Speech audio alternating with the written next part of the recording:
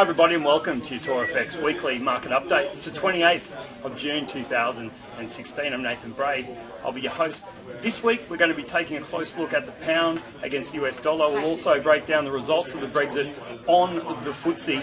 We'll check out all the latest news events for the week and what to expect, of course, for the week ahead. But first of all, let's get in and break down all the results of the Brexit vote late Friday night. Well, the fallout from the Brexit vote was volatile for the markets and, of course, very confusing to say the least, with the EU governments piling pressure on the UK to leave as soon as possible to stop any kind of contagion spreading to other countries such as France and, of course, Holland, who are also looking to have their own referendums to leave the European Union.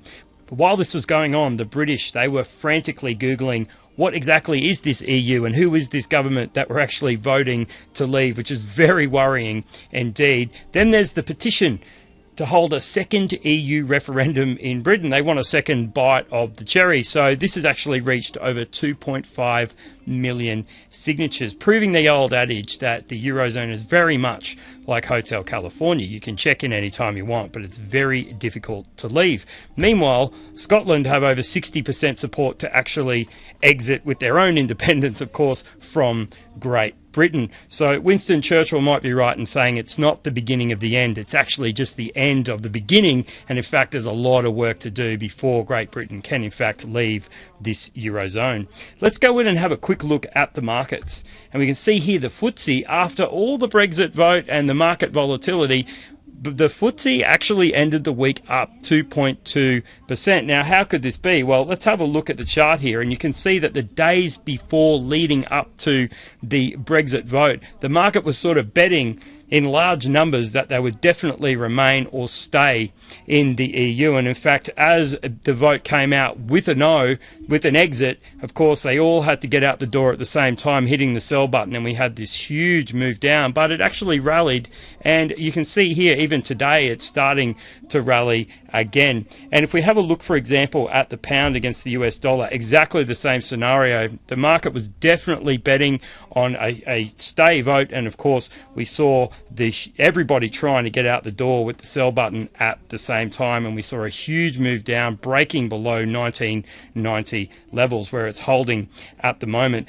And of course the yen strengthened because with the negative interest rates, that's the perfect funding currency.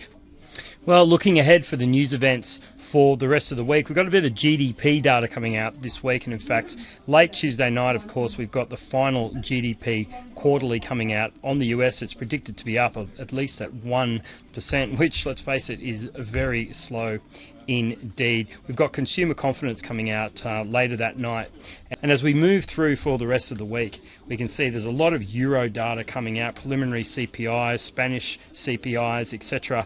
And then President Draghi will be speaking for the second time this week on Wednesday night, and of course followed by Fed Chair Janet Yellen. I would suggest they're trying to calm the markets. And Thursday is about GDP figures as well. We've got a current account coming out on the pound just after the London Open, and of course their final GDP figure expected to be at 0.4%. Still positive growth, but not a great deal. And then Canada comes out with their GDP figure at 0.1%. So right across the world, you can see there it's 1% or less is the predictions for GDPs for the particular quarter. So, and then finally your unemployment claims will come out on the US, still up around 270,000.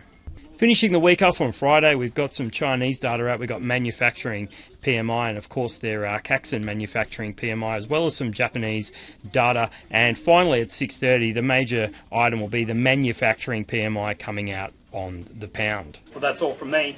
I look forward to speaking to you all next week. It's Nathan Braid for TorFX.